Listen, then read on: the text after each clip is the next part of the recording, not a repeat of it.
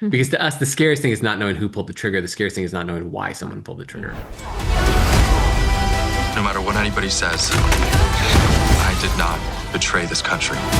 First and foremost, the idea of hacking someone's brain and seeing through their eyes is wild. Okay. Whose eyes would you like to see through, any person living or dead?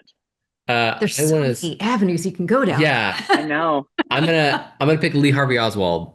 Oh, Amazing Let's just choice. let's get that answered and take that off the table. Oh, thank you for Let's that. start talking. Let's start talking about something else. Okay, and now officially we're being watched by the government. Jennifer, any answers that would like to tear the shreds of I our went to fairy the fabric? Abraham Lincoln and then, oh God. These are great answers from you both, and ones that I think fully fit the vibe of the show, because these are like, this is changing things. Mhm. So I had such a fun time Mhm. following the jumps and the edits and the way that this story is told. Mhm. And Jennifer, when I noticed your association with Legion, I Mhm. felt like there might be some similarities. Do you feel that that's the case? I do. I mean, I think Legion was such a fun show. It existed almost in another head, another. And I think that to be able to do this show, we did have to go to that place of what is unexpected, what is different, and then ground it. And I think that that was so much of, having an espionage show that has this sci-fi twist, which is that hack. There was a little bit of, we made sure to ground that sci-fi so that we could elevate the espionage and take it to a place that you've never seen before. And so I think that Legion taught me how to do that, how to exist in a world that's not ours. But there were also moments of Legion where he was right back where he had started, which was in that mental hospital and questioning, is this real? Mhm. Is this not? And I think that that is a lot of what the show and the Truman Show world Yeah. that's created around Alexander. Yeah, it's really fun to watch, and the cast is obviously there's such great ambassadors of this Yes. Mhm. idea too. And Thomas, when y'all are busy working with the team to create the show, do you ever sit down and say, we should tell this a little bit less linearly?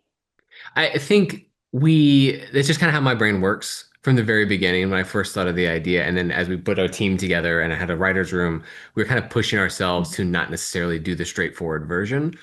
Because one of the things that we really wanted to do with introducing a place like the orphanage and kind of explaining this has been around for years and you didn't know about it, and even the central image of the maze, is it was a little bit of archaeology, which is like the choices you're seeing today or have been affected by choices that happened 10, 15 years ago. And that's why each episode begins with a focus on one character at a moment in the past before the pilot.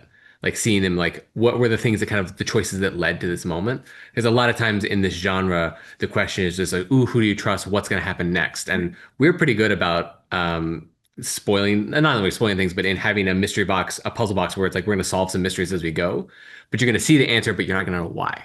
Because to us, the scariest thing is not knowing who pulled the trigger. The scariest thing is not knowing why someone pulled the trigger. So that was the idea, is that we were going to do something that was a little more psychological, and anything that involves memory and psychology and what makes humans humans involves time, right? So we're gonna have to play with time. We're gonna have to go back and look and see how these choices have rippled like a maze through their life. Yeah.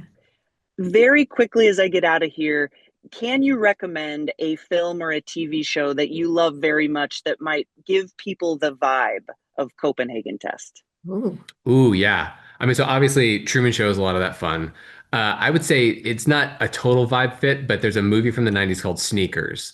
That is one of my favorite movies of all time Yes. that is about a group of ragtag weary idealists pulling off something impossible.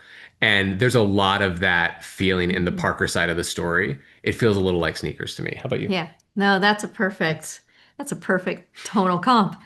And then before you go, tell us whose eyes you want to look through. Oh my God. I think that I would like to look through someone very unlike me with knowledge I don't have, like Ulysses S. Grant or something. Ah, that's good.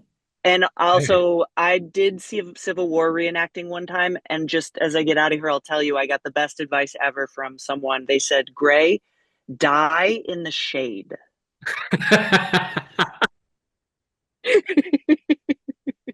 So that's There you go. that's my metaphorical goodbye. That is specialized knowledge. That's a Wi-Fi signal streaming from your head. You were hacked. We can either attempt to remove what's in your brain, Or we keep the hack open. yeah, that.